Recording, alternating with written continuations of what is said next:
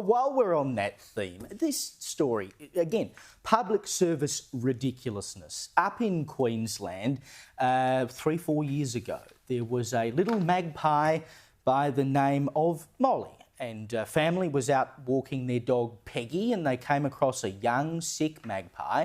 So they took it home, rehabilitated it, looked after it. It essentially became a household pet. And you can see in this vision here that Molly and Peggy love each other. They get along, and unsurprisingly, these videos turned the two into a social media sensation. They got all these views on Instagram and TikTok, etc. because, my God, who wouldn't want to watch a tamed magpie play around with its best friend, a pit bull terrier? Aww. But it turns out that the Environment Department has now gone knocking to this family 4 years later and said, you need a permit in order to keep a magpie because only highly trained people are allowed to look after them and rehabilitate them. So you need to surrender the magpie. The family have dutifully surrendered this magpie to the Environment Department, but of course it spent so much time in captivity that it is no longer a wild animal, so it can't be released out into the wild. They've managed to successfully look after the magpie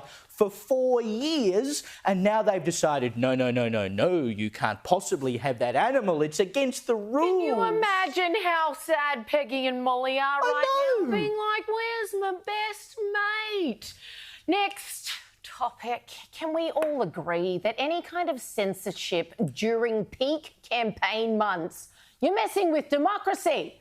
We saw this during the 2020 election when Zuckerberg pumped big bucks into what he said was, I'm just getting people out to do the vote. You know, yeah, right, we know all about the censorship on your platform, mate. Same with the infamous now Twitter files that were released knowingly now. We know how much the 2020 election in America was messed with by these ginormous social media platforms. Well, it's on for young and old yet again, with Instagram now not doing a opt-in to see political content. They've just decided overnight everyone's opted in, and if you want to see political content now, you've got to find out about this, go into your own personal settings and turn it off. So you would still see the same kind of political content that may be popping up on your feed, given we have a very important election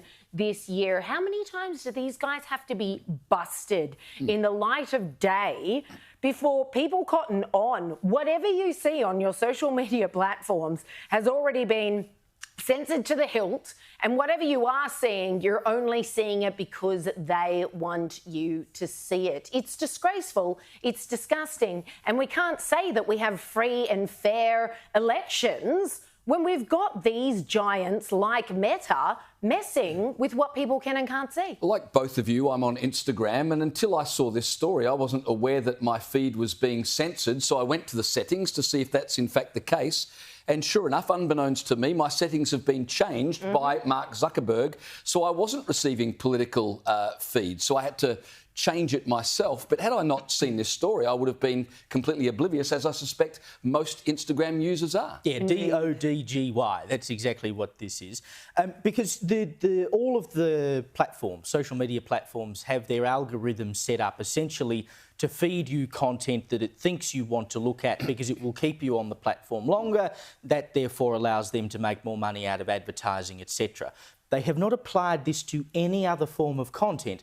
They've only applied it to political content. So the idea is essentially that you won't be shown any kind of political content from an account that you haven't subscribed to, because what they normally do is throw stuff into your feed from accounts that you don't look at because they think it's content you might want to look at. They'll do it for anything except political content, which tells you exactly what they are trying to do. And it proves once again why outfits like Meta, which has Facebook and all the other social media platforms, should be treated as publishers and not just the public square, because they are interfering with the information you can receive, and that's an editorial decision. It's the same decision that a newspaper or a television station or whatever makes about the curated content that it will put in front of you. They are making editorial editorial decisions on the basis of politics. And if that's the road they want to go down, then they can be treated like publishers, and then they can be sued for stuff that's put on their platforms. If that's the game they want to play,